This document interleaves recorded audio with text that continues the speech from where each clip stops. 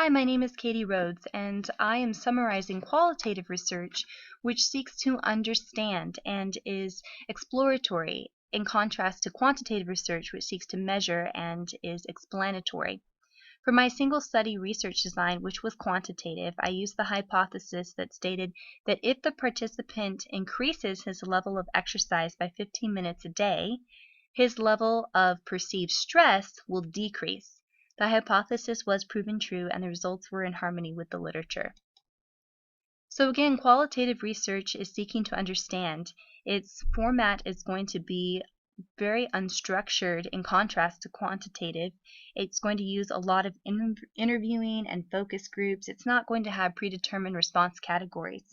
So the data and the analysis of that data is going to be very in-depth. It's going to be looking for concepts and patterns and trends, and the results are going to be illustrative and people's individual responses. It's not easily measured, which is the whole point of quantitative research, which format definitely has predetermined response categories, and the data and analysis and results are all surrounding the operationalization of variables, whether it's independent or dependent, and they again measuring that level of change and the results, looking at them to see if they're statistically significant, if those units of change are enough to warrant the hypothesis being proven true. Qualitative approaches can take 5 different forms. If my quantitative single study research design had been a qualitative case study, I would have given in-depth interviews to my subject.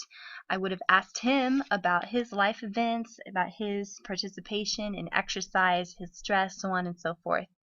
For ethnography, it's looking at a portrait of people, especially in their cultural context. So I could have gone to different groups of people, maybe migrant field workers, or single moms in a mom support group, or people who were homeless, and asked them about exercise and stress.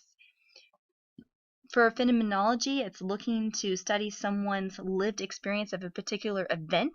So I could have gone to someone in a stressful life event, such as cancer, and asked them about their level of stress and exercise. Opposite, I could have gone to someone with a significant life event of exercise, such as running a marathon or climbing a mountain, and asked them the same questions.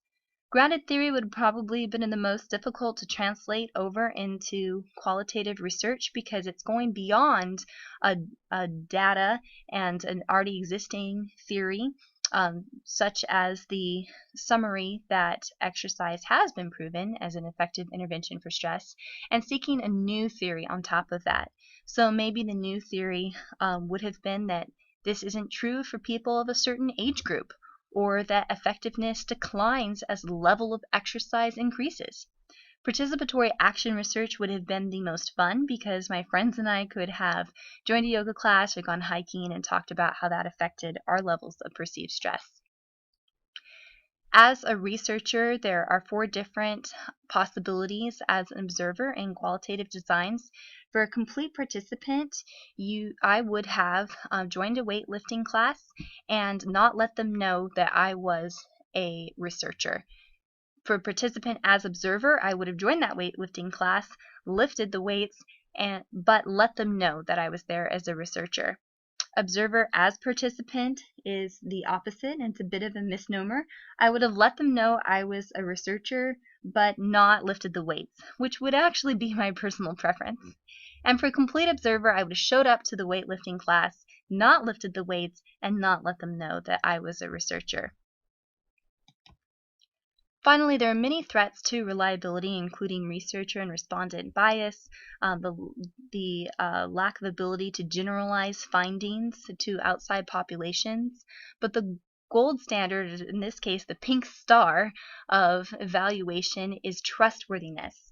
And the 4 criteria for trustworthiness are credibility, which is internal validity or truth value, transferability, which is external validity or applicability, dependability, also known as reliability, and that's consistency, and conformability, which is also objectivity or neutrality.